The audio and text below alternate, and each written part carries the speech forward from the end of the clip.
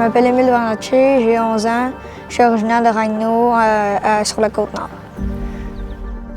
Moi, c'est Pascal Bernatchez. Je suis le papa à Émile Bernatchez. On est à Ragno depuis environ 2004. On s'est installé ici, une petite communauté. Puis j'ai un ami qui a décidé de monter un projet, de faire une piste de BMX. Puis j'ai repris un peu on a démarré un club. Le club on l'a appelé Club BMX Manicouagan. Et puis on essaie de faire rouler ça un peu. Puis c'est ça qu'on va vous parler un peu aujourd'hui.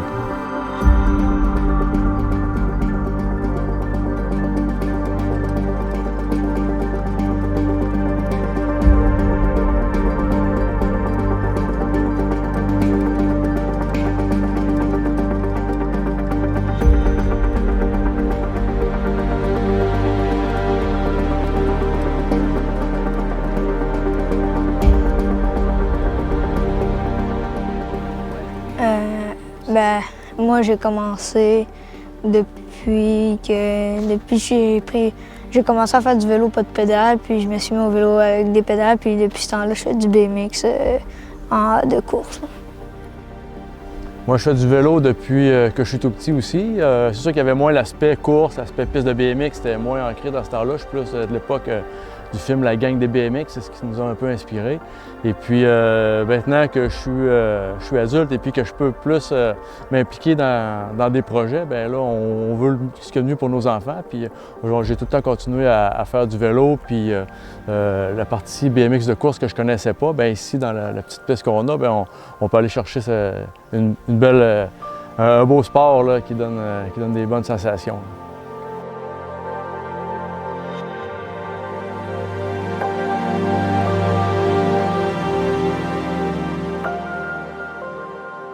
Avant, c'était un terrain de baseball.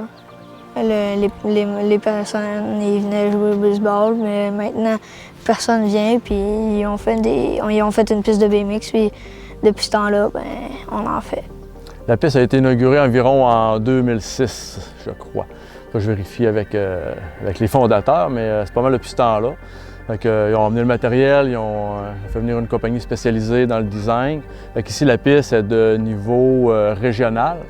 C'est régional récréatif. Ça veut dire qu'on ne peut pas faire un départ à 4 vélos.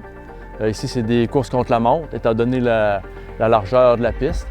Alors, on peut faire quand même des bons chronos, puis éventuellement, si on voit que l'achalandage monte un peu, eh bien, il y a de la place ici pour agrandir, faire une autre section, puis on peut élargir aussi notre piste, puis on pourrait monter d'une coche, devenir provincial, quitte à venir international ou national plus tard. Là. Ça serait ça le rêve de tous, là, mais on va commencer par une étape à la fois.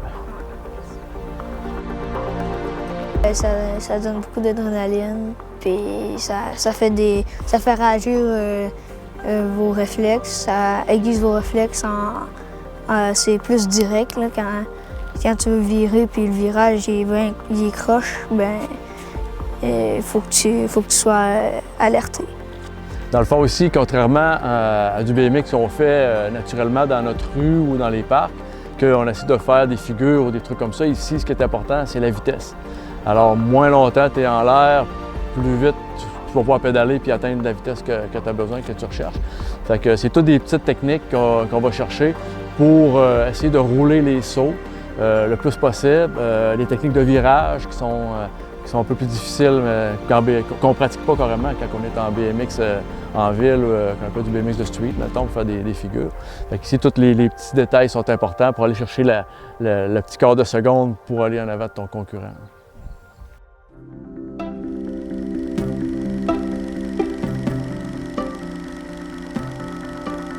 Le BMX, de l'anglais Bicycle Motocross, est un des sports extrêmes les plus pratiqués dans le monde entier. C'est Bob Arrow, dans les années 70, qui a popularisé ce sport en utilisant pour la toute première fois l'espace d'un skatepark pour y faire du vélo. Une autre version de l'histoire raconte que ce sport fut popularisé par des jeunes qui, n'ayant pas les moyens de pratiquer le sport du motocross, ont construit leur propre circuit à faire en vélo, le tout équipé de la tête aux pieds comme un pilote de motocross. Ce sport est divisé en deux catégories, la race où les riders font la course, et le freestyle, où les riders font des figures, communément appelées tricks. C'est surtout vers les années 80 que l'engouement prend de l'ampleur et que ce sport traverse l'océan pour rejoindre nos cousins en Europe, puis, graduellement, le reste du monde.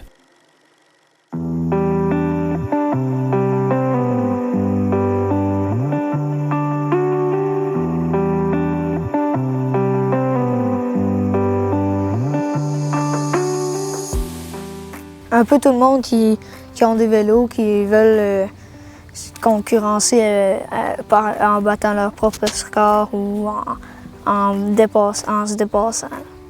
Ça, comme Émile dit, n'importe qui peut pratiquer le BMX.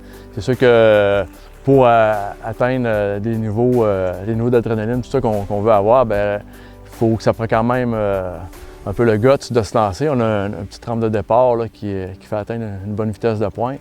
Fait que faut être prêt à rentrer vite dans le virage, à faire les sauts dépendamment des techniques qu'on fait. Pas mal n'importe qui est capable de pédaler peut venir rouler avec nous ici. Il va y aller à son rythme puis il va progresser lentement. Bien, ici, vu que c'est un terrain municipal, c'est libre à tous. Moi, je suis responsable du club de BMX. Alors moi, quand je fais un événement, eh bien, si on fait un événement qui va avec la Fédération québécoise, bien là, le concurrent doit prendre le participant doit prendre une licence. Alors, c'est des petits coûts qu'on demande pour ça. Et puis, sinon, en tout temps, là, les gens peuvent venir rouler ici. Là. On demande juste qu'il y ait au minimum un casque. Puis, quand on fait des courses, on demande un casque full face, comme en moto ou en motoneige, pour protéger de l'impact au visage, parce que les virages arrivent assez vite. Et puis, on demande les pantalons longs, gilets longs, pour éviter les blessures aussi, s'il y a des chutes. Mais quand on n'a pas d'événement, on n'exige pas tous ces exercices. C'est recommandé.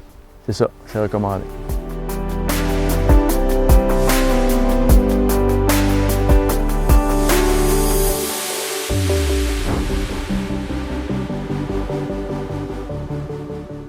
BMX, il y a les BMX de parc qui sont plus faites pour les skateparks, la street, la rue. Il y a aussi il y a d'autres BMX qui sont plus faites pour les figures, mais il y a des BMX faites pour la course qui vont être faites plus légers. Puis des fois, il va en avoir en carbone, mais en carbone, c'est dans les 1000. Fait que il peut y avoir des vélos autour de 800 de course, mais il y en a des plus chers que ça, mais il y en a des moins chers, n'importe quel prix. En général, un bon bicycle pour pratiquer le BMX en course, ça vaut à peu près 400. À 400 $, tu es capable d'avoir un bon vélo. Comme Émile dit, c'est un vélo qui va être un peu plus léger.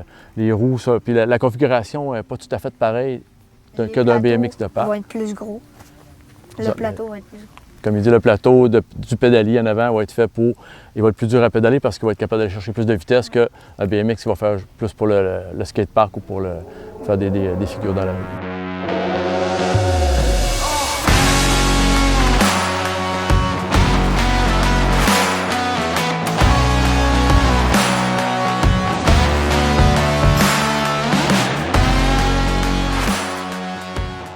« 20 pouces. Moi, je prends du 20 pouces. J'ai déjà eu un 16, puis un 18, je n'ai pas eu. Mais là, je suis en 20. Un 16-18, c'est pour les plus jeunes. Mais 20 pouces, c'est plus pour les adultes, les jeunes adultes. Mais moi, je ne suis pas un adulte ni un jeune adulte, mais j'en prends un pareil parce que je suis habitué, puis tous mes amis en ont. À partir de 10 ans environ, tu peux utiliser un vélo d'adulte. Sauf que le volant va être peut-être un peu large. Fait que là, les gens ils peuvent mettre un volant un peu plus étroit pour que le jeune soit à l'aise. Mais en frais d'auteur, je dirais comme les BMX de 16 pouces et de 18 pouces sont un peu plus rares, mettons, à trouver pour faire de la course. Surtout les roues. Les 18 pouces, les roues du 18 pouces sont plus rares, ce temps-ci. Ici à Bécomo, on n'a pas de centre intérieur. J'ai déjà fait des démarches avec une école pour pratiquer un peu l'hiver dans un gymnase, mais c'était compliqué à cause qu'il y avait des pédales sur les vélos pour ne pas briser les planchers. Mais dans les grands centres, là, il y a des endroits intérieurs pour ça. Il faut s'en aller plus vers Québec, Montréal, dans des endroits intérieurs pour pouvoir pratiquer tout l'hiver. Mais là-bas, il y a un gros bassin de compétiteurs qui qui vont courser des niveaux provinciaux, fait qu'ils ont besoin de s'entraîner toute l'année.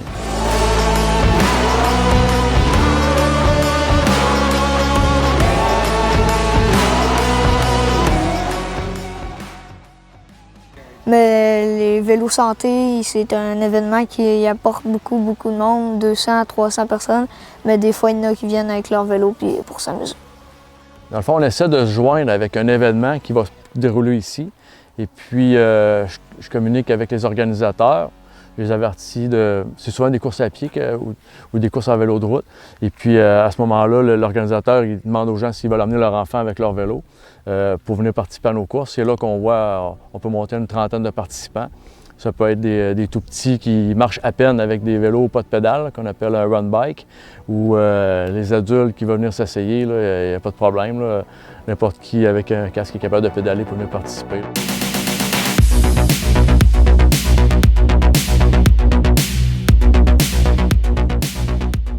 Pour les premiers vraiment débutants de mon âge, un peu plus jeune, puis jusqu'à adulte, commencer par apprendre la technique. Une des meilleures techniques, c'est la technique du serpent.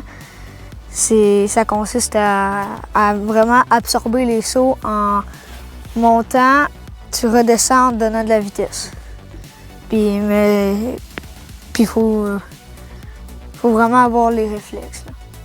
Quand on commence dans une piste comme ça, un peu comme dans tous les sports motorisés, c'est regarder loin devant, regarder notre position de conduite. Je dirais quelqu'un qui va aimer le BMX, à quelque part, il va aimer aussi les sports un peu extrêmes comme le motocross ou le 4 roues. C'est des techniques qui s'apparentent beaucoup, là, comme tenir les épaules assez haut, regarder loin devant, pas regarder ta roue dans le virage. C'est toutes des petites techniques là, à pratiquer si on veut performer dans une piste de BMX. Bien, il y a une pomme track à Bécomo, faite pour aiguiser nos techniques, mais la vraie piste, la seule piste avant Québec, c'est elle de Rhino. Comme je le dis, il y a une piste à Beauport qui est vraiment faite pour le niveau provincial, Saint-Augustin, La Tuque, Chicoutimi, je ne suis pas certain qu'ils en ont. Mais à l'est de Québec, on est la seule piste reconnue pour faire des événements en BMX de course. Ici, à la piste, on essaie de venir une fois ou 2 semaines, une fois aux semaines, pour venir garder la forme, puis on l'entretient un peu aussi. Là. Il y a la municipalité de Ragno aussi qui nous aide beaucoup pour l'entretien. Et puis quand on a besoin de matériel spécifique pour compacter la piste, pour mettre du matériel, la municipalité nous aide pour ça aussi.